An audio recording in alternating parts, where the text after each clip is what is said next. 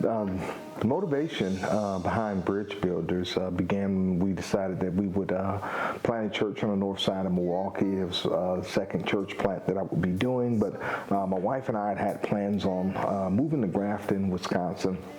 And we had basically lived in Milwaukee our entire lives, and I seen the city go down, my neighborhood went down, and one of the things that happens in Milwaukee is specifically people of color, when you get to a certain level in life, whether it's career or financially, you leave the city. You work hard to leave the city, to have a better place for you and your family, and that was what we were planning on doing. All of a sudden, I remember doing some launch team informationals, and we did one in West Dallas, we did one on the east side. Those went well.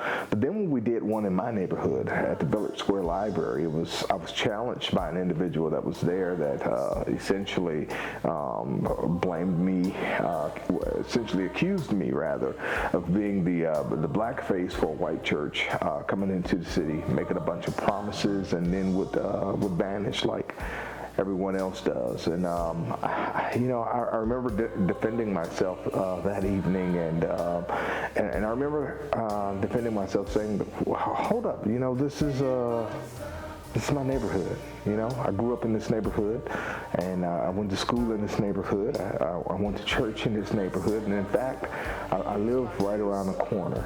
And I remember